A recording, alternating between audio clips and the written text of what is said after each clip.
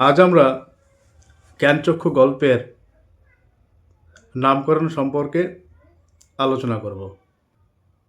সাহিত্যের ক্ষেত্রে নামকরণ একটা গুরুত্বপূর্ণ বিষয়, কেননা নামকরণের মধ্য দিয়ে পাঠক বিষয়ের গভীরে অবস্থান করে। সাহিত্যের ক্ষেত্রে নামকরণ বিভিন্নভাবে হয়ে থাকে, যেমন চরিত্র কেন্দ্রিক, বিষয়বস্তু কেন্দ্রিক, কোনো ঘটনা কেন্দ্রিক, আবার ব্যঞ্জনাধর্মী নামকরণ। আমাদের আলোচ্য জ্ঞানচক্ষু গল্পটি মূলত ব্যঞ্জনাধর্মী নামকরণ। জ্ঞানচক্ষু শব্দের অর্থ হল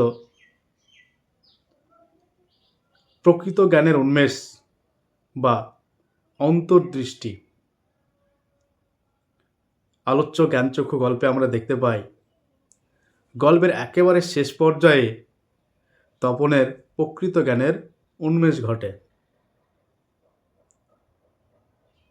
তো এখন দেখা যাক জ্ঞানচক্ষু গল্পটি কিভাবে ব্যঞ্জনাধর্মী নামকরণ হিসাবে সার্থকতা পেয়েছে।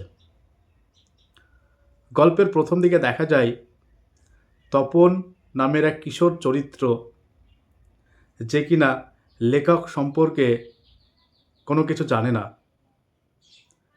তারপর যখন সে জানতে পারে তার নতুন মেসোমশাই একজন লেখক, তখন তারও লেখক হবার অনুভূতি জাগে।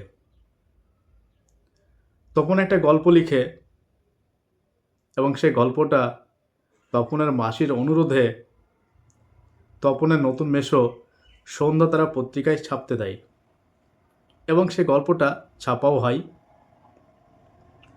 অবশ্য নতুন মেসো বলে গল্পটা একটু কারেকশন করতে হয়েছে।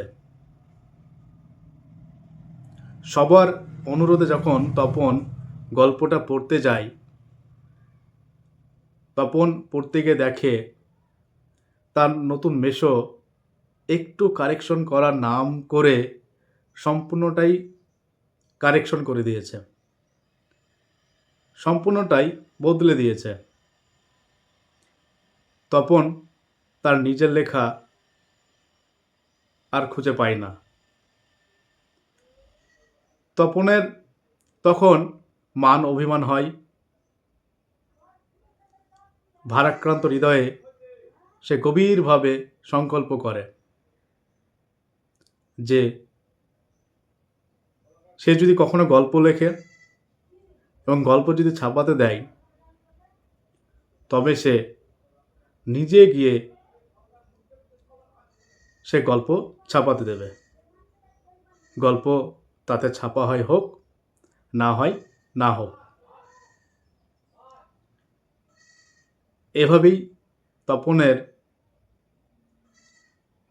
যে আত্মমর্যাদা বোধ, তার যে আত্মসম্মান বোধ ফুটে ওঠে। তাই বলা যায় জ্ঞানচক্ষু গল্পটি ব্যঞ্জনাধর্মী নামকরণ হিসাবে অবশ্যই সার্থকতা লাভ করেছে।